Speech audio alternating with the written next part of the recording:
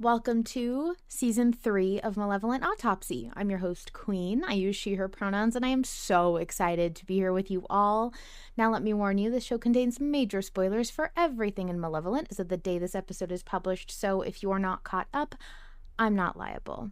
Before we get started tonight, I'd like to ask my lovely co-host, what part of Arthur's body are you betting on getting injured this week? Howdy, hello, Vol Control here, he, him pronouns, and this week I'm betting on Arthur's temporal lobe getting injured. Because whatever that man's about to see is going to leave him changed. I do not doubt it. Can you remind the public what we just heard? I would be happy to. So, in this week's chapter, we start off part 60 with a bang, an incredible country music performance from Kane. Unfortunately, the patrons of the Waylay don't like his singing very much and boo him off the stage and into a frenzy. Arthur and John arrive after the excitement has died down, and there's nothing left but piles of viscera. Following the trail of carnage, they arrive at the gallery, where Kane is basking in the glory of his latest work, a yellow and red piece featuring the entrails of Daniel Saltzman. Kane says he'll hear Arthur out, if only Arthur will let him show him his vision, make him feel what he feels. But he'll at least offer the illusion of choice. Will Arthur go solo on this one, or will he bring his eyes with him? Bum, bum, bum. There was so much juicy conversation in this, but I didn't. If I started including more detail of that in the summary, it would have gone on way too long. We would have just played the episode. Just go back and listen to the episode. Yeah. I love that it feels like we're getting it almost feels like Kane is becoming more human. Yeah. The more desperate and unstable he gets to make his vision a reality, and I love that so much. Yeah, and I love that. So I know that Kane is a very much a beloved character in the fandom, and that everybody wants more Kane all the time, and people used to be really focused on the episodes that Kane was in because it was an interstitial or, a few minutes here and there, and everyone really wanted more Kane. And I can't imagine being Harlan sitting on his hands going, you're gonna get 3 episodes of a lot of Kane. You just need to wait till the end, because it's not just Kane shows up to give flavor or to push the plot forward or to make a few fun jokes. This is really meaty character development Kane, and it's so rich, and it adds so much to his character. I feel like every line is so intentional. His dialogue never feels like filler to me. Even his jokes add something. Right, absolutely. This is very raw and unfiltered Kane, and I can just imagine it, looking back, it's so awesome how little we saw of Kane in all of his previous appearances, so that now it's so impactful that we get to hear his emotion and his personal beliefs and desires and his conviction towards that. It's so cool. Yes, and I love that we're still seeing remnants of the character that we met early on, the way that John compares the viscera to being worse than Carcosa. And I like the fact that we're seeing this has always been Kane. We just didn't know him back then. And people really loved him when we barely knew anything about him. And I think there was the development of a character in everyone's brains that was a little bit different than what he's turned out to be, in a great way. I don't think that's a bad thing at all. I just think we were fed so little at the beginning for a very good reason, and now we're starting to see more dimensions of him in a way that I feel like is really appropriate for the climax of the series, because this is the final episode. Yeah. Yeah, I always had trouble writing Kane in like fan fiction or even trying to conceptualize how to characterize him in my writing style because and I think I mentioned this in the wager, but because before the wager I didn't really understand his motivations and I knew that yes, he's a chaotic god. I mean, he's the crawling chaos. Yeah, yeah, yeah. But I still felt like there was some core element, some key element about Kane that I couldn't quite figure out. And once that was revealed, I was like, "Oh, like Kane's character makes so much sense to me now." And I feel like I could better anticipate what kind of things he would do Yeah. and why he would do them. Yeah, I think finding out Kane's motivations in the wager, I think I even talked about it around that time of release, was huge for me in understanding Kane and enjoying Kane. And Mhm. the more we hear about him now, the more I'm like, oh man, not that I wish we could spend more time with him, but I do love his character so much that I want to read a side book about him. You know, Right. like I don't Right. necessarily need the show to be about him, or I don't need more episodes, but like I want to delve deeper into his character because I feel like I just got to figure out who he is and what he wants. And man, I could spend so much longer with him now. I want to open him up. Yeah. Yeah. Yeah, this episode I think we have to talk about the sort of like the shining star moment of this episode which has been hinted at in drips and drabs about Kane isn't just fascinated by Arthur. Kane isn't just obsessed with Arthur, but he has this feeling towards him. This yeah, you could call it upset. I mean, he does call it fate, call it obsession, but I just love that he says you could call it madness and you as the listener who have been primed with that song know that he's talking about this kind of obsessive, inexplicable love, this like twisted love that he has for Arthur. And getting to hear Kane actually say that was mind blowing. I loved it because when he said that, it really came full circle for me as Kane truly, and I knew this in the wager, but it really hit here, truly, truly believes that he is, his best interest is the interest of the world. Like he truly thinks what he's Yes. doing is the right option. It's the good thing to Yeah. do. It is love to him. Like this is his version of loving the world enough that he's willing to take this bet to try and make it better. And it's Yeah. almost so earnest that I feel bad. Like I feel bad Right. that he really believes this is the right way to do things because I don't think like Cain is evil, make no mistake, but I don't believe that he I can't shake this feeling that he truly does not see possibility that this isn't going to work. Right. Right.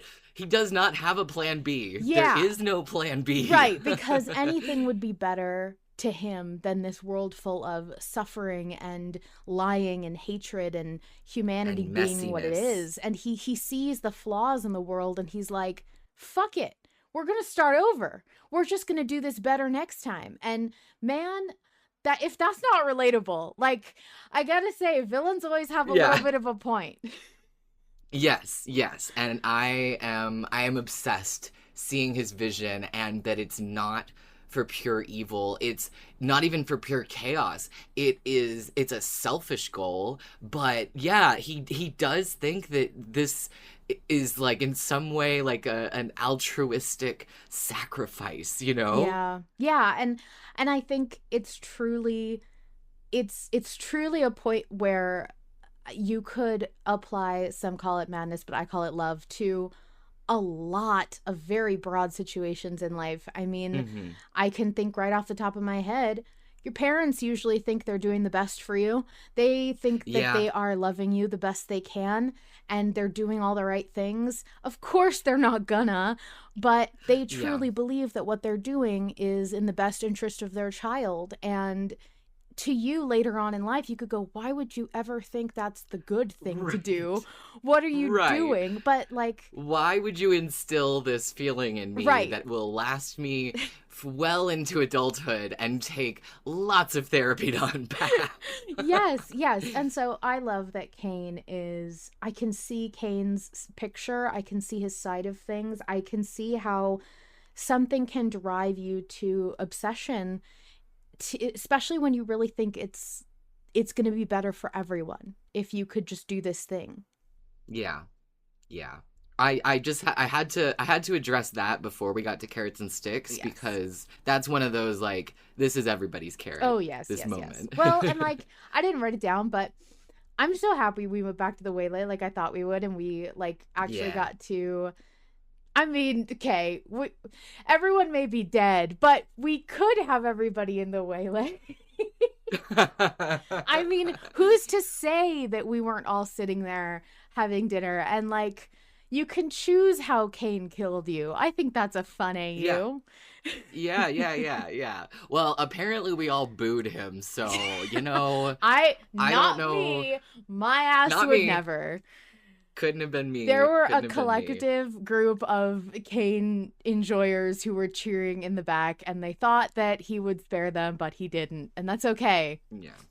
Yeah. Once he gets going, it's really hard for him to stop his I don't momentum. blame him. Even if they like, swear their loyalty and souls to him, he can't tell the difference between excited screaming and begging Yeah. and like scared screaming and begging. Right. I don't blame him in the slightest. And I don't drink anyway, so if they didn't serve non-alcoholic beverages in the Waylay, probably best I get out of there anyway. Okay, so what was your carrot this week, Vol? Well, that kind of leads into one of my carrots, which was the use of silence in this in this episode was so eerie because we have been introduced to the Waylay's like character setting tone vibe is this background noise of the like clattering silverware and the murmuring and the talking and the clinking of glasses, and it has this very distinctive vibe. And when you're in the Waylay and it's silent, ugh, it is so spooky. I'm surprised that your carrot wasn't Kane singing country.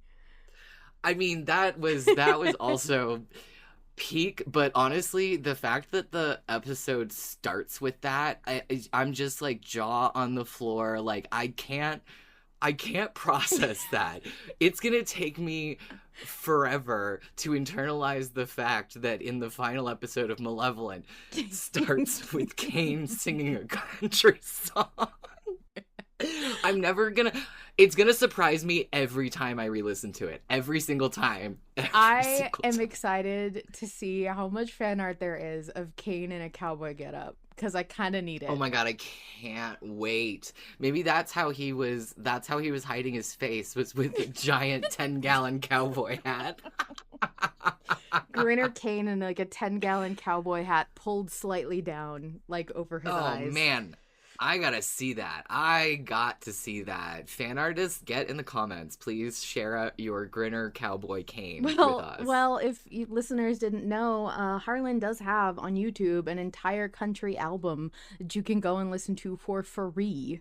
If you Google, go on YouTube and search Harlan Guthrie country. I think it's Bjorn in the country or Bjorn in the something. I don't know. It's really funny. It's very good. Genuinely, I have listened to it. It's very good. It's so funny to me that Harlan, like the one album that he has out is a country album. It's just very funny to me because I don't think of Harlan as being really into country. Yeah. But he has a vast array of tastes, is my understanding. Oh yes. I think he listens to a little bit of everything, if I'm not mistaken. I did have another little carrot, like a specific line that I really... Yeah, a little baby carrot. I loved the delivery, the dialogue itself of of Kane going, "Ooh, well said, so evocative, so much color in your descriptions, Bumblebee." It was a combination of that being like sort of the first exchange between Kane and John directly in this scene, and also him calling John fucking Bumblebee.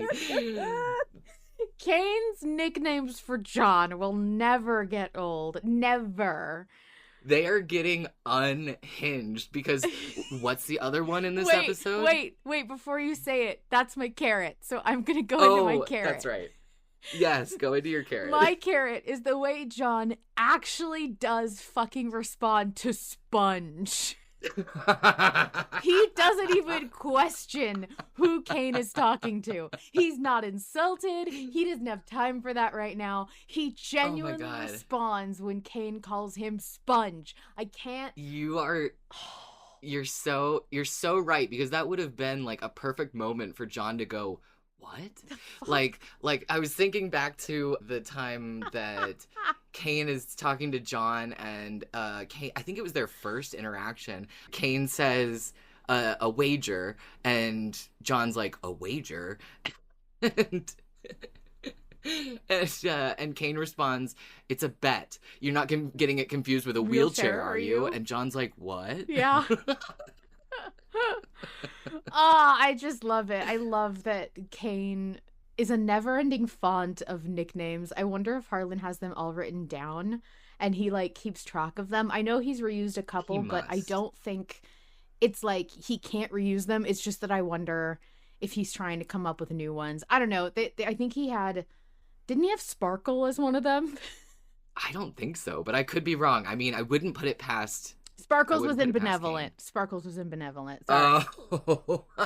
Yes. Which is now canon, yes, so that counts. Now canon. And you know what? It's really funny. If you control F on the server, I think, Harlan says that Benevolent was always canon. He just couldn't say that because, like, that would ruin it at the time it came out. So... incredible. And then like the way they reference how old the blood is because it's been a year since Benevolent came out, or a couple years, I think. Crazy. Right? Yeah, I love that. Yeah, crazy. Yeah. Hydrus in the chat says Benevolent canonization was not on my bingo. I swear I've seen it on somebody's bingo card for season 6. Oh, I'm sure there's so many bingo cards. Yeah. What was your stick? My stick this week was when Kane says that is a question you don't want to know the answer to about him not being able to find the manager. And while I feel certain that there is going to be a showdown between Kane and the manager, it just gave me chills to think about what lengths Kane would go to, or like just how angry he would be if he couldn't have some sort of confrontation with the manager. I'm wondering if he did find the manager or not, because we don't see, like, John doesn't describe any evidence of the manager's outfit or the manager's body being anywhere, and Kane is just relaxing in front of a painting when we see him, which... That's true. I don't know if... like, I can't tell if that means he found him and that's why he's so chill and he killed him, or if he gave up and he decided to wait until Arthur came to him to find the manager through Arthur. Like... I can't tell if this means the manager is alive or not. That is a really good point, because my assumption was that he turned the waylay upside down, killed everybody, except for those like the 2 or 3 random musicians where he was like, "Nah, you guys can. You're fine." He needed accompanying artists. Yes, that's true. Accompaniment is important. Yeah, his phone doesn't work with the Bluetooth and the waylay, and so he had to keep a few musicians alive so he didn't get bored. Yes, and the fact that I think that's significant. I think Kane keeping the musicians alive was for a reason, and I think it will come back. Yeah, it'll be interesting. What was your stick this week, Queen? My stick was Kane pointing out that Daniel was among the corpses, and he said, "Relax, it's not your Daniel, it's just another poor bastard who happened to know you." And for me, that was it tied together neatly all of the things we'd been seeing before in the previous episode about how is it important if it's an illusion or not? Is it important if you know the person or not? It's very much reminiscent of that dilemma, the very famous dilemma, if you hit this button, somebody dies, right? Like, you may not know them, you could never encounter them, but if you press this button, somebody will die. And, you know, the ethical dilemma of usually the other side of that is, but you get something or something good happens. Right. So you Right. have to weigh like whether or not you would push that button. And I keep thinking about the fact that definitely to Arthur, and I think to most of humanity, they would say it doesn't matter if I don't know the person.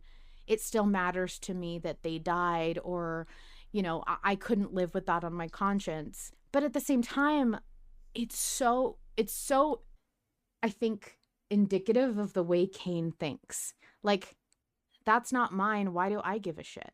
It's very single minded and obsessive in that way that Cain uniquely is in the series. And I just thought it was haunting to have Cain point out, relax, it's not your Daniel, in a way that almost felt Right. like, Arthur, all the people you know and love are probably where you expect them to be right now.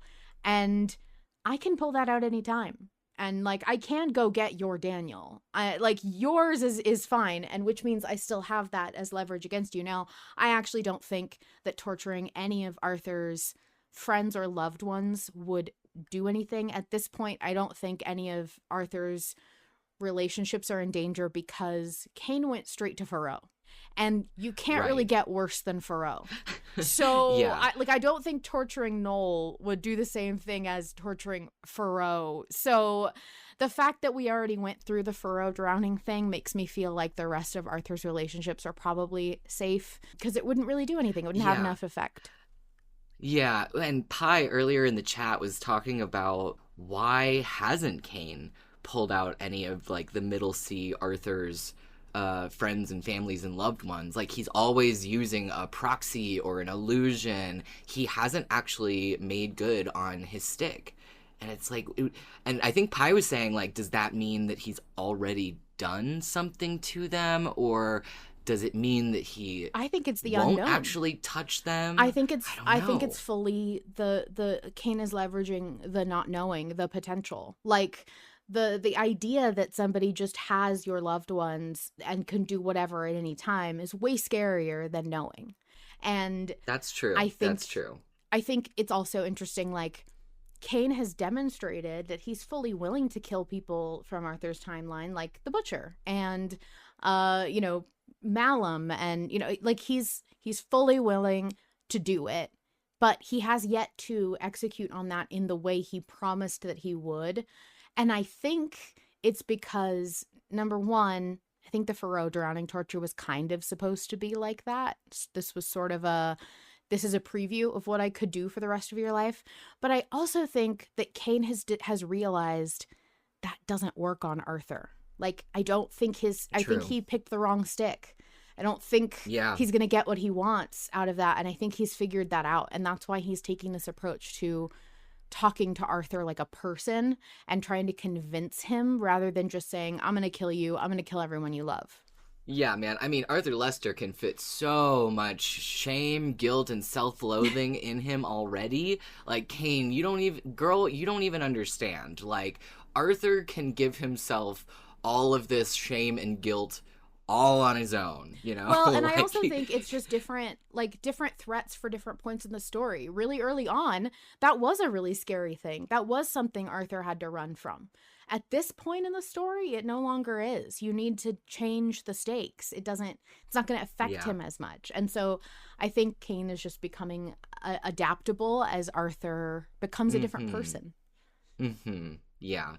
Yeah. Well, and you know, as Kane's obsession with Arthur only grows the more he gets to actually know who Arthur is at this stage in the game, because I mean he's always known like all of Arthur's life. Like their very first meeting, he was like, I've seen your entire life. I quote unquote know who you are. But he's only really gotten to know Arthur in their interactions over the course of Malevolent. And so I think that that's another reason that Kane is starting to have more of these earnest and like human conversations with Arthur, because I think he almost thinks like there's this potential that Arthur will understand because he's Arthur. He's the guy that Kane is obsessed with. Like, surely if he can just show him, he'll understand. I think because Kane he sees Arthur, and I don't understand why, but the way that Kane talks about Arthur, it truly feels like he's trying to say, you and I are a lot more alike than you think. And yeah, it's very funny. Yeah, we're not so different, you and I. Yeah, it's very funny because he's not. But like, that's how I feel like Kane sees him. I also want to say that like Kane has an understanding of Arthur that doesn't fit with who Arthur is, because Kane is not and has never been fully and truly human. And the way, like, for example, you could say, okay, the line about him, you know, it not being his Daniel was more about like Arthur's guilt and trying to make Arthur feel bad if something bad happened to somebody that he cared for, because as we know, Arthur thinks that everybody he loves gets hurt in some way, because unfortunately he's correct. Yes. There's so much proof stacked up in favor of that. Yes, right. Indeed. But, you know, the difference is, I feel like Kane's thinking, okay, this guilt eats away at Arthur because of, you know, stemming from Faroe and the death of Faroe. And the guilt is really what kills Arthur. And it's his biggest weakness is this guilt that overtakes him, and making him feel bad about hurting others is more effective than hurting him directly, because he's so self-flagellating. But I think Kane fails to understand there is no greater guilt that Arthur can feel. Like, he's been there, done that, buddy. Anything that happens to Marie, Noel, Daniel, like anybody, will never compare to the guilt that he feels over Faroe's death. And because he's learned how to deal with that a little bit better over time, he's gotten to the point where that kind of guilt is not going to swallow him anymore. And I don't think Kane can grasp that because he's not a father in the way that Arthur was a father. Kane doesn't see how it's like, to him, guilt is guilt, and it doesn't matter who it is. Arthur is just easily swallowed by guilt. But he fails to understand the relationship between a father and their daughter. And I think that's fully why Kane will never be on the same page as Arthur. Right. Autumn in the chat says he's seen Arthur at his worst and thinks it defines him. Yeah. And I think that is a good way to put it, how kind of simplistic Kane's perspective is by default. Yeah, and Hydra says he wants to be understood so badly. He never wants to experience a bad sensation ever, like a child. Hey, listen, I also never want to experience a bad sensation ever, okay? Vol can tell you right now, if I could, anytime there's a problem, anytime there's a conflict, I'm like, okay, how do I fix this so that it will never, ever happen again, ever? Queen is constantly this close to her villain awakening. Like, this close. I just, look, if there's a problem, I can fix it, damn it. And if when I fix it, this means it never happens again. And that's how it's supposed to go. But apparently, some things are just going to suck no matter what. And I don't like that. I'm not good at that yet. You can't anticipate every sucky thing that's going to happen, unfortunately. I mean, unless you completely remake reality, you know? So I just need to find pathetic, wet British man, I guess. Right. And also Azathoth. Yep. Yes. And well, I mean, look, I have to say, when you experience negative emotions, it's not fun, right? Like, who wants to be sad? I say to Vol, who enjoys being sad on purpose. Fucking weirdo. Well, and Hydra's in the chat says, bad sensation is how you grow. No, I'm good. Queen is perfect just the way she is. I just think that I have it figured out, and when I'm okay with experiencing a bad thing once, but I've experienced it and I don't need to do it again. So like, if I'm trying to prevent my friends from being anxious, I will win because then they won't ever be anxious again, and it'll be fine if I just fix it. Yeah. Yeah, anticipating and trying to control for other people's emotions always goes super, super well. Yeah. It's fine. I'm good at this. Let's move on from therapy and go into the poll, shall we? Let's do, yeah. Okay. Because that's part of your stick this week, right? Yes, that is my mini stick. My twig was actually the poll because it is Bring John With versus Leave John Behind, with 443 votes total as of Friday, December 26th. And right now, Bring John With is in a 91% lead with 9% on Leave John Behind. And this poll is my twig because I'm going to ask you, Vol, why you think this is my part of my twig. Because it was so one-sided. Yes. There wasn't any debate. It's so actually, frustrating. there was quite a bit of debate, but it was not enough to sway a large fraction of voters. This is one of those votes where people are like, do not separate. This is a paired set. And really the reason why I thought this poll was frustrating in particular was because I think it's just the fact that voters are so predictable that I could just tell you right now. The fandom is so predictable that it's like, well, you put the word John in a poll and that's it. Like, you don't even need to vote on it. Yep. Everyone's going to vote for that. No one's going to even listen to arguments because... Well, and by now, I think that, you know who else knows that? Yeah. Harlan fucking Guthrie. Yeah. And I think that, this being the final part, yes, there's going to be votes, but they are going to be even less consequential, I think, as far as the direction of this entire part, Yeah, and I do think that I think my attitude about polls in the last few episodes has been largely, this is about the act of voting rather than the outcome.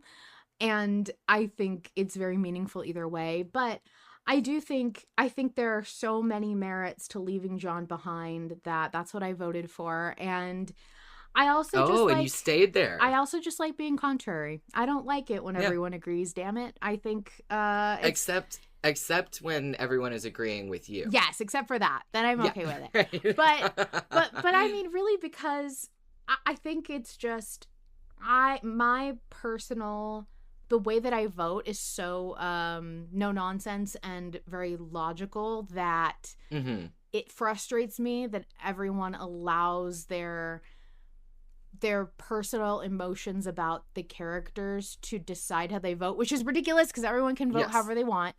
But the way I vote is I separate how I feel about John and Arthur separating.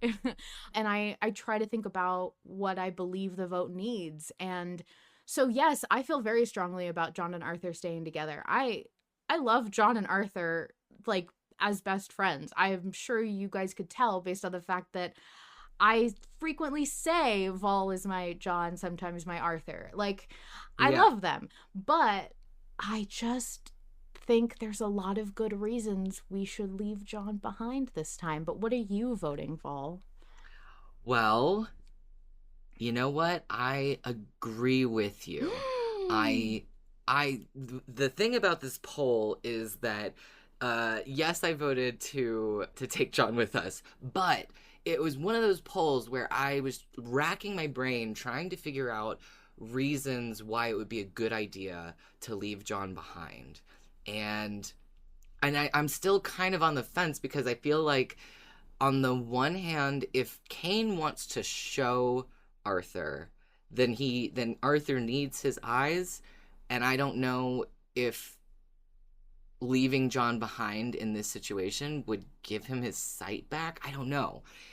But on the other hand, I feel like there is a lot of merit to some of the theories that I have heard other people talk about, that Cain will be so laser focused on, have his entire attention on Arthur, that there's a chance that maybe John could do something, or that Cain would be too distracted to notice something, or something like that. And also, I think that Cain really wants Arthur's undivided attention. And if Arthur gives that to Kane, then Kane may be more willing to listen to Arthur's argument. Maybe? I don't know. I mean, I agree. I think that's kind of, you've listened to voice submissions. I don't know if I should read out Pie's Patreon comment, but that is kind of where I also landed, which is basically TLDR. Kane is asking for Arthur to level with him, and it's just Arthur that he cares about. And if we want to give this a fair shake, we have to also give Kane a fair shake. Now, I don't think Kane is as straightforward as honoring any of that. Like, I don't think if we do this, then he'll do that. I just think that it makes it makes logical sense to say, like, well, you know, if I were in the situation, yeah, I'd give him that. Maybe it doesn't, you know, and that's the thing. I don't need it to be reciprocal. Like, I don't, like, at least I did, that's also a big trait of me. I like just doing things the right way. I don't care if that necessarily doesn't benefit me. I followed the rules, and I should be rewarded for following the rules. But you know, Arthur Lester isn't like that. I know, which is why I should not put myself in Arthur's shoes, because we are not alike. But I do think that there is so much more, like, I think it's so much more interesting for us to see a moment with just Arthur and Kane that isn't life or death the way that it was the only other time it's been just Arthur and Kane, when Arthur needed him, and that they did the coin flip and all of that. That was the only time that we've ever seen Kane interact with Arthur solo. And I really think that John is just gonna kind of get in the way with the constant, like, commentary on things or the input of John.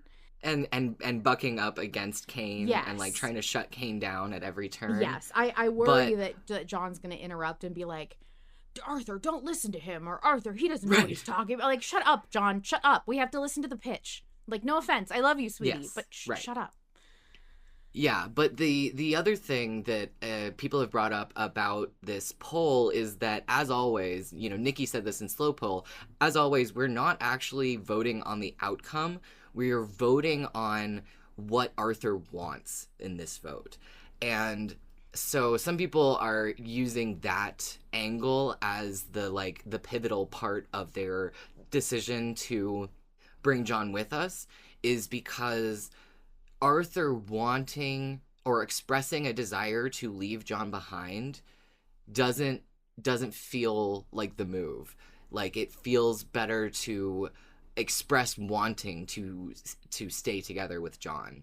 But I feel like it wouldn't be weird for Arthur to say, I have to do this.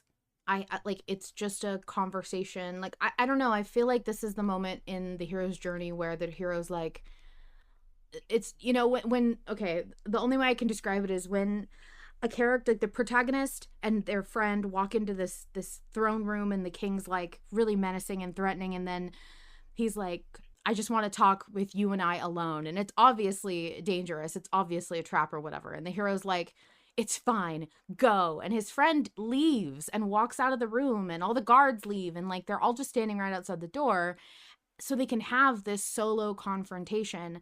And then, of course, at the end, like, the best friend comes in and rescues or whatever. But, like, the point is, I feel like this is a really good moment for that solo confrontation where it is just Arthur and Kane. And I think it would be even more impactful if Arthur could confront shit on his own. And, like, I get that their bond. You've said this before. Yeah, their bond is great and beautiful. But Arthur needs to do things, like, without John's constant presence. It scares me that he's, like, really consistently never been able to do things without John being right there to tell him what to do or, like, to cheer him on. He's got to do shit alone sometimes. Yeah, I think that it would be really fascinating to see this conversation, or, you know, experience whatever Kane is going to show or make Arthur feel. Like, I'm wondering how much of a like full body experience this is going to be, because he doesn't just say I want to show you. He says like I want you to feel what I feel, and I'm really curious what that means. So, this is so funny. I was raised Christian and I went to a Catholic school. And so it turns out that a lot of the things that I envision in my head accidentally came from the Bible. And I promise this is relevant. But, and I know that Harlan's not religious and is not doing this on purpose, probably. But in my head, when Cain is like, let me show you, it reminds me very much of the temptation of Jesus in the wilderness, where basically Jesus fasts for 40 days and 40 nights, and then the devil appears to tempt him. And he's constantly trying to get him to do these different things or take these different things to break the fast and to end his journey sooner, basically. Mm-hmm. And Mm-hmm. I don't know where I saw it. It must have been a popular interpretation of a religious text that went to a movie version. But there was this amazing wide shot of a desert, and Jesus is standing on this giant sand dune, and the devil is next to him and is trying to show him the vastness of this place and how empty it is and how barren and hopeless it is. And I just am imagining Cain pulling Arthur out of himself for a minute and showing him the vastness of the world that they inhabit, and how it's really incomprehensible for him, and how different it is, and how like amazing it could be. And it's reminding me very much of a temptation. Oh man, that's a really good parallel, Queen. That's good. Oh, I'm loving that. To try and show Arthur, look at this amazing thing I could do. Wouldn't it be so incredible if the world was like this? And to tempt him into seeing his side, because that's really what it is. I mean, they're calling it a swaying him or persuading him, but it truly is temptation and giving in to the idea of this world is shit and we gotta just start over. Oh, you're so right. You're so right. And I always love a villain whose motivation is like, imagine a world without pain. Like that motivation, that line is just, it's chef's kiss. So good. Yeah, and I will say that in the temptation of Jesus in the wilderness, there's like 3 stages where he tempts him with hunger, and then tempts him with testing God, which is like, if your God is so great, can he save you when you do this kind of thing? And then worldly power, and he shows him how all the kingdoms, and then like says, I'll give you all these things, if all this power, if you worship me, and that kind of thing. So it's very it's a very old biblical story, and it's very well known among the deeply religious, but it's also very typical in a story for the villain to offer the hero power or some kind of bargain before. So I don't think it's a direct parallel, but it just made me think of that, especially when trying to consider what it's going to be like when Cain shows Arthur, quote unquote. And I don't think that leaving John behind removes Arthur's ability to resist. And I don't think that bringing John with necessarily means Arthur will or won't be able to see. I think Cain can absolutely circumvent whatever's going on with Arthur's eyesight. Yeah. Should we get into voice subs? Let's do. Hey, it's Autumn, and back in March around the Part 52 drop, I had some Cain thoughts. Some thoughts which didn't make it to Autopsy, but as it turns out, were right on the money, and now you beautiful listeners are getting a late Christmas present with the updated version this week. Cain is enchanted by Arthur's burning desire to survive no matter what, and they're opposites in that way. Cain is willing to throw away his life in a wager, whereas Arthur will go down kicking and screaming and is yet to stay down once he's been floored. Even in spite of all the shit he's done and all the agony he's experienced, Arthur persists, and Cain is entranced by this, by Arthur's will to go on in a world where his main reason for living, Thoreau, is no longer present. He's fascinated. He's jealous. He's found someone who he doesn't understand and who refuses to understand him in turn, and he's captivated by the possibility of connecting with him, and he chooses to do so through art. Because Arthur is an artist, and Cain is too, and he feels it's the best way to make him understand. Cain is disillusioned with his existence. He feels bored and restricted, and it's such a relatable feeling to any of us in the creative fields. He's lost his spark, and he's found it in Arthur, but Arthur refuses to indulge him, which is why I think he's so hell-bent on this wager. He wants to continue feeling alive like he does with Arthur, but not have that feeling be dependent on one person. He thinks Arthur's but a taste of what he could have if he succeeds, but he's wrong. Because what Cain loves about Arthur is how he can surprise him, and there will be no more surprises in a world handcrafted with his own 2 bloodied hands. Arthur needs to see this, truly understand it, and tell Cain that this isn't the way. Cain doesn't give 2 shits about anyone else, and ending all arguments about his wager must appeal to him personally, and from one person whose opinion he puts any stock in. The threat of boredom without any true way to get out this time, I believe that's what Cain has feared all along, and it's a way that Arthur will possibly make him reconsider his wager. Anyway, that's all I have. Have a good autopsy. Autumn, you were shockingly hinged. Thank you so much for your submission. Yeah, I was looking in our old folder of miscellaneous recordings that didn't make it into an episode of Autopsy, and Autumn's message from back in March is literally labeled Cain is an artist.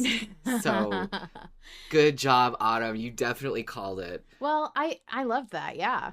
And I think you make a really good point that the best argument to use against Cain right now is for Arthur specifically to tell him, like, if you do this, there won't be any more surprises. There won't be any more, you know, you'll get bored. Like, there won't be anything happening if everything is perfect and painless.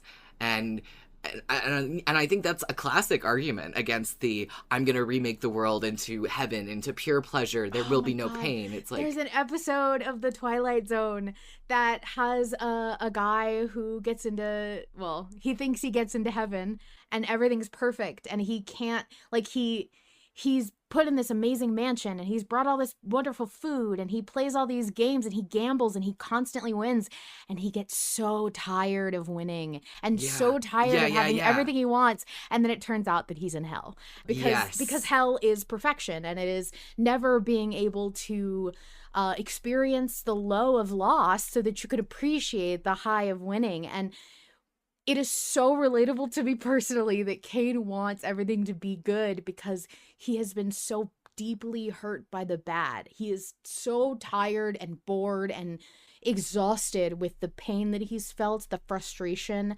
the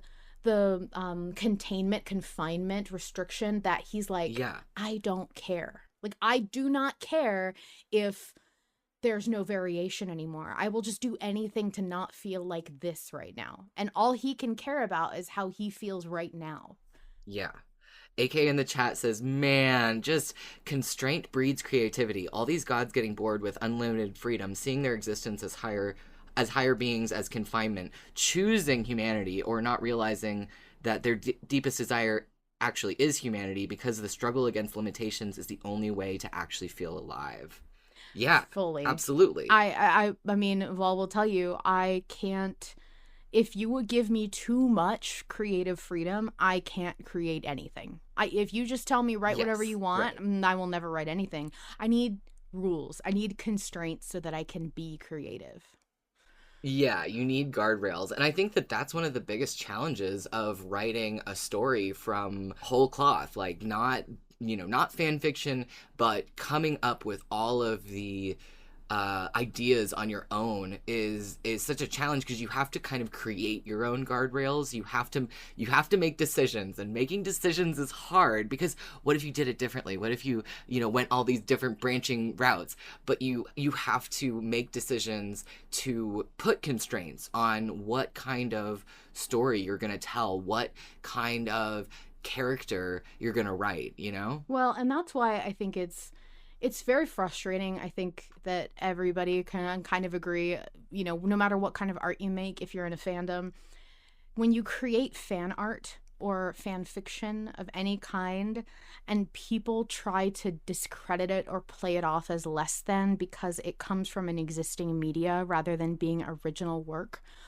it is very frustrating because you did not work any less, like, you didn't put any less effort into it just because it wasn't purely original work. And I think the for me anyway, the guardrails of working within a pre-existing world with pre-existing characters and plots is so much more exciting to my brain than writing original works.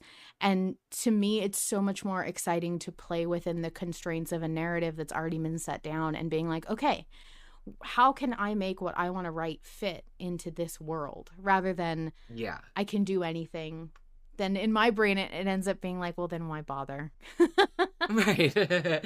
Yeah, no, the limitations involved in making fan art or writing fan fiction is so creatively freeing, because I mean, I always call it a sandbox. You're playing in somebody else's sandbox, and they've given you all this world building that narrows the focus of what kind of stories you can tell with those characters in those settings. But then inevitably people start coming up with alternate universes that are vastly beyond what the original scope is supposed to be. Like a modern AU of the florist shop and the baker AU, coffee shop AU, Yeah. of Arthur and John as humans in the modern era. That is no longer malevolent, but it's malevolent flavored, and people are able to use their creativity in different ways, and I think that's beautiful. I think that's awesome.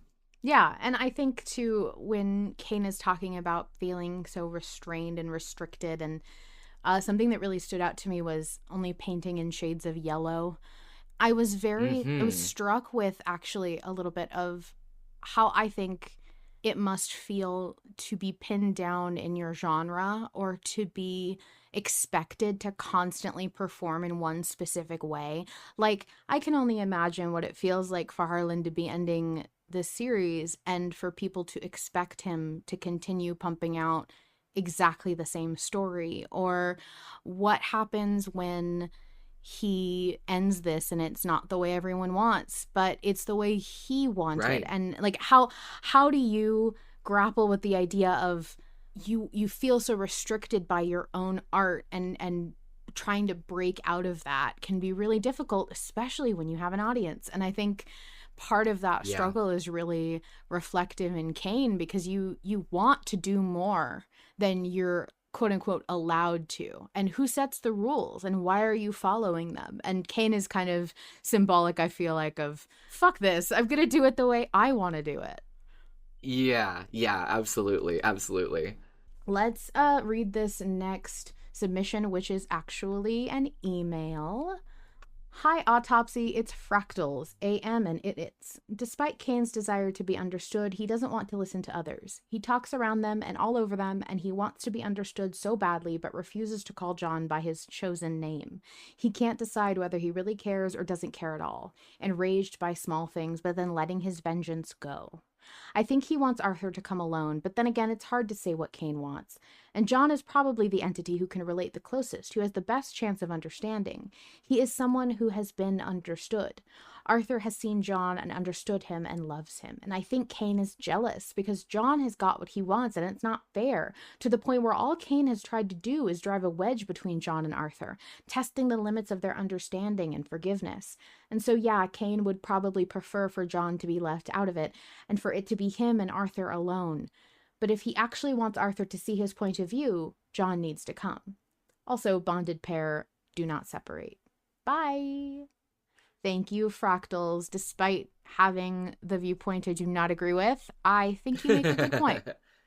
Yeah, and I hadn't really thought about the idea that Kane was jealous of John for getting the kind of understanding that he craves, and I think that's a really interesting aspect, because we have been sort of asking, like, why is it so important for Kane to drive this wedge between John and Arthur? Why is he trying to push them apart? And it's really funny to think that it's literally just the, like, petty jealousy.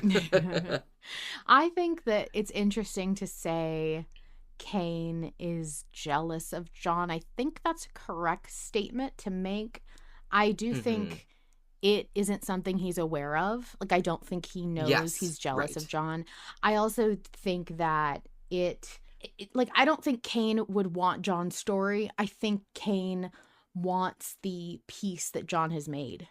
And I think Cain for some reason, sees Arthur as the only person who can dole that out. I am so fucking fascinated and frustrated by why Arthur. I have started to care about that at the end of the show. Yeah. I feel like it feels like there is still a piece or two missing about why Arthur, and I am so curious if we're gonna actually get that answer and what the fuck it is. I feel like there must be some... it's like a magnet. Maybe Arthur was born with a magnet and Cain has the other half. Like, it feels like something innate in Arthur, but I don't ever want Arthur to be the special boy because he's truly special. But at the same time, how else do you justify a single god being so fixated on, well, I guess it's Lilith then, right? Because if Lilith chose Arthur, it's more about why Lilith chose Arthur than why Cain likes Arthur.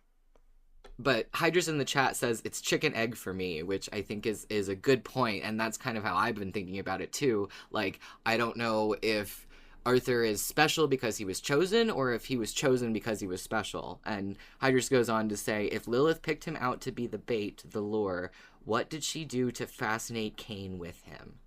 I wonder if it was Lilith's attention. Maybe Cain wanted Lilith to focus more on him, and instead Lilith was focused on something else, or a concept of, like, a different concept, or maybe her followers or something like that. Maybe it was about Lilith all along. I am shooting in the dark, because to me it's just like becoming more and more evident that Cain, for him, it's really Arthur. Like, it's about Arthur. But yeah, I can't see why, and it's driving me. It's starting to become an issue in my arguments. Right. I didn't care until it started getting in the way of my arguments. Pi, she, her. Cain is so desperate to be understood that he is choosing to put his wager on hold to get Arthur to feel what he feels. They need to exploit this to its fullest potential, and the option that does isn't bringing John. We both know at this point, I will do what I want. Cain has made up his mind. What Arthur says matters, but what Cain wants to happen is going to happen. He hasn't asked, what will you do? He's asked, what do you want to do? We are trying to cage a wild badger. Bringing the person who is surprised that Arthur's suggested reasoning with Cain was possible is not going to help. John is more than capable of empathizing with Cain, but that doesn't matter if Cain doesn't believe he does. He wants to be heard by Arthur, and he is willing to hear Arthur in return.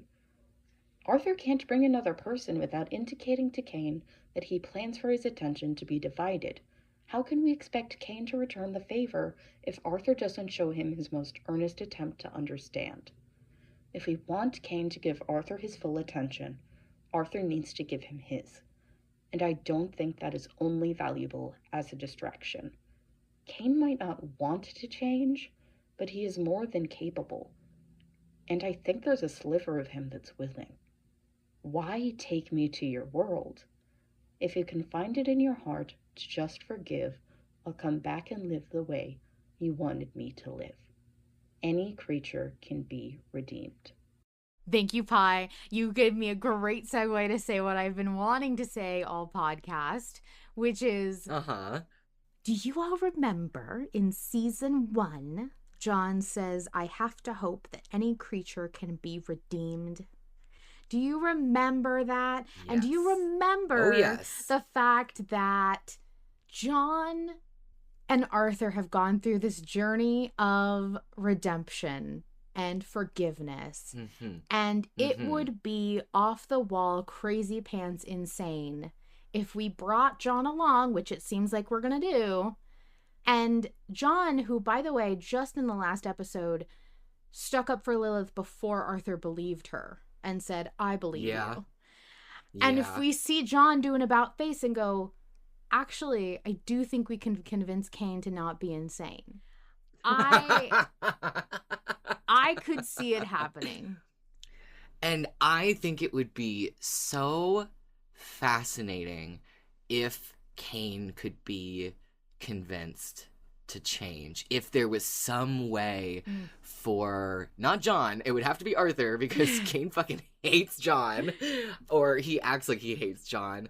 But if there could be some way for Arthur to convince him to not go through with this and to change, that would be crazy. Yeah, Pi points out the song choice. It's going to smack us in the face. Is the conclusion really going to be everyone is capable of choosing to be better except for this one guy in particular? I mean, you make a good point. That would be weird. Then again, like, yes, everyone is capable of change and redemption and all of that, but also that you have to want it. And if you don't want it, what happens? And like, maybe Kane is an example of what happens if you don't want it. But I think we could see a very small portion of time, maybe not the ending like of Malevolent, but a very small pivot of Kane seeing the light a little bit, like right before he dies. Like one of those things where the villain almost turns good and then fucks it up and dies anyway. That would be good. Yeah. Oh, that would be good. Yeah, I like the sound of that. Yeah, I love it. I'm very excited. Oh man, you guys, the last episode of Malevolent season 6. It is happening. Oh, and again, did not expect it to open with fucking Kane singing fucking country and a Kanye joke. Oh my god. Harlan just keeps us guessing. He keeps us on our toes, and I am so excited to see what comes next. Me too. And I am just so thrilled. I like can't wait for Mondays now, which is wild because man, Mondays. Yeah, Harlan made something worth looking forward to on Mondays. Yeah, man. I have to say too, I was listening to the live drop of 59 today because it came out like right before Autopsy, and I heard Charlie and I started crying, which I did not do the first time. Oh. Aww. I got so emotional about Charlie out of nowhere. The closer we get to the end, the less I think he's gonna pop up again. But I do feel like at this point I could seeing how many people were saying Charlie before he even came in on 59 made me realize that he has made an impact on people. He isn't just a small side character that only I love anymore. I think people no, truly. The Charlie Dowd fan club is pretty big. I mean, I think we mentioned it on the episode where he came in, but there is somebody on Tumblr who's been counting every single day that Charlie Dowd has been gone from the narrative. Shout out, baby. That's not me, but shout out. It's not I promised I'm not ghostwriting. Okay, guys. Well, thank you so much for joining us. We're gonna hop off and try and get through the weekend before another chapter drops. We can barely make it. Good night. Good night, everybody. Thank you, of course, to Harlan Guthrie, the sole creator of Malevolent. Without his labor of love for a story he wants to tell, we wouldn't be here. To join the live recording, submit your own message, get in touch with me, and more, visit linktree/Malevolent Autopsy. The official Invictus Discord server is open to the public and includes a channel just for Malevolent Autopsy fans. We also have our own private, patrons-only channel. Finally, thank you to Mizra, Nikki, Vol Control, and everyone who has helped create and maintain Malevolent Autopsy. These friends are also volunteers who donate time and energy to help put together this love letter to Malevolent. Okay, everybody, well, remember, in the end, it's never about certainty. It's about making a choice and moving forward. Until next time, the horrors persist. But so do we.